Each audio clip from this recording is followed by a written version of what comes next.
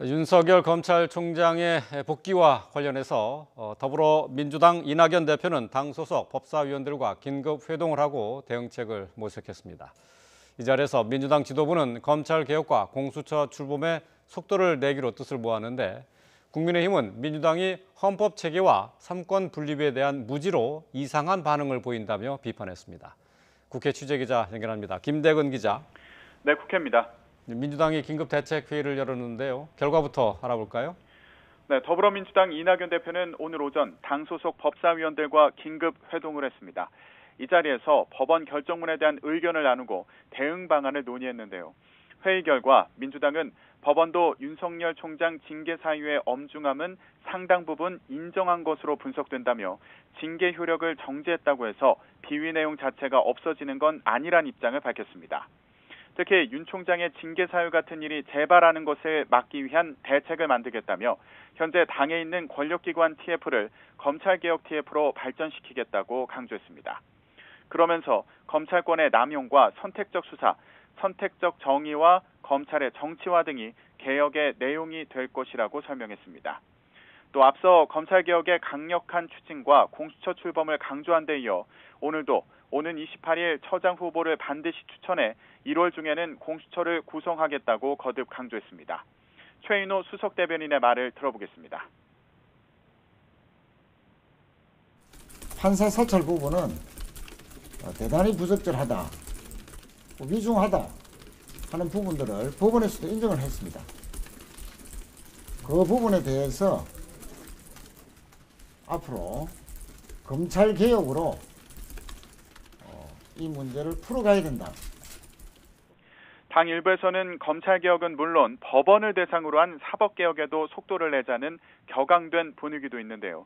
오늘 회의에서는 전선을 확대하기보다는 공수처 출범에 속도를 내는 등 검찰개혁을 위한 제도를 정비하는 데 힘써야 한다는 데 무게를 둔 것으로 보입니다.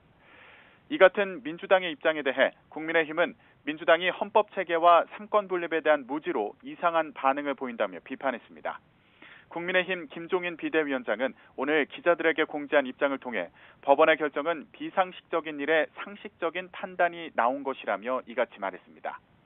국민의힘에서는 또 법원 결정에 대한 민주당의 입장을 두고 법치 훼손에 대한 반성이 없는 모렴치한 태도란 비판도 나오는데요. 법원 결정은 윤 총장에 대한 징계 사유가 인정될 수 없어 나온 것인데 마치 절차상 문제만 지적된 것처럼 호도한다는 겁니다.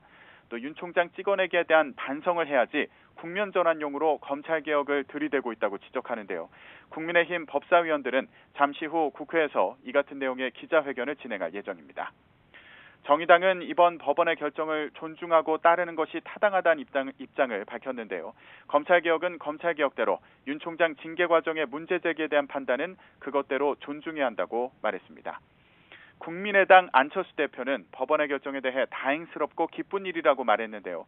안 대표는 자신의 SNS에서 상권분립과 정의로운 법관의 중요성을 다시 한번 깨닫는다며 청와대와 여당은 이제 상대를 배제하는 비뚤어진 정치를 고집하지 말라고 밝혔습니다. 네, 민주당은 오늘도 또 공수처 출범을 강조했는데요. 자, 앞으로 절차는 어떻게 됩니까? 네, 고위공직자 범죄수사처장 후보 추천위원회는 오는 28일 회의를 열 예정인데요. 이 자리에서 대통령에게 추천할 최종 후보 2명이 선정될 것으로 보입니다. 추가 후보 추천이 있을지 주목됐지만 새로운 후보가 나오지 않으면서 기존 8명 가운데 2명을 선정할 예정인데요.